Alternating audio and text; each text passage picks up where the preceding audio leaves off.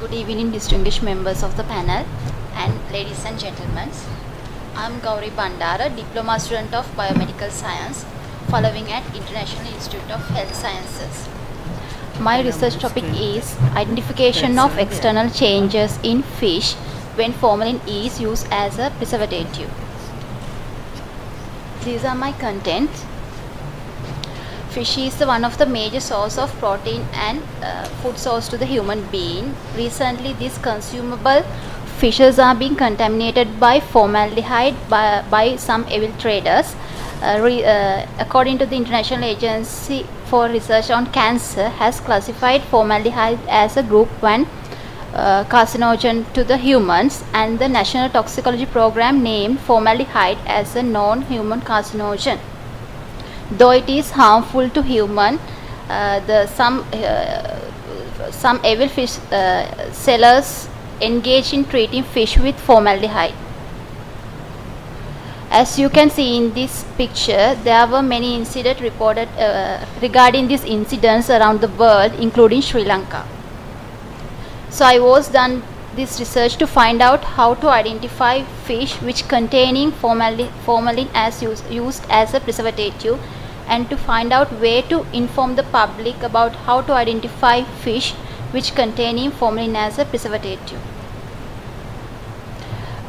My research was I was done my research to using qualitative ethnographic study design, and my sample population were 20 Sri Lankan fish sellers. My data collection method was in-depth interview using semi-structured questionnaire. Moving on to the results, I categorized my results into three categories. Under the visible changes when formalin is added as a preservative, its eye color changes to muddy brown color from its normal typical color, and that eye can be damaged or burst, and gills of the fish loses its normal red color, as you can see in this second picture, and no flies sitting on the fish when we added formalin as a preservative, and fish look squeaky clean.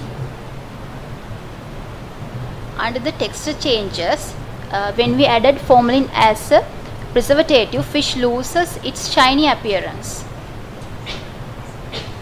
and fish become very rigid than the typical, and when it comes to dry fish, they are easily broken into pieces with the formalin.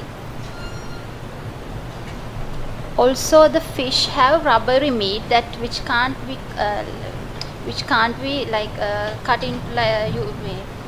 cut into pieces using fingers, and it has hard scales, and while eating we can taste the formalin, and also throat can be inflamed after eating this kind of fish. And under the odor changes, fish gills has the formalin smell. Not only fish gills, but fish can be a smell of formalin, and while cooking it gives a abnormal smell without the usual fishy odor. So once formalin is dosed in fish, it cannot be removed by soaking in the water, cooking or frying, but we can reduce the amount using boiled water. We can boil it in water like 80 Celsius, and we can reduce the amount, but we can't exactly remove it. So but public can choose fish which isn't contain formalin as a preservative using its external changes.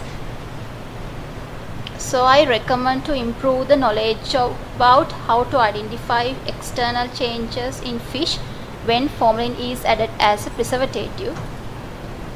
And my special thanks goes to Dr. Kitsiri, Dr. Nishan, Dr. Madhushani, Dr. Dinusha, and everyone who helped me in every hand. These are my references. Thank you.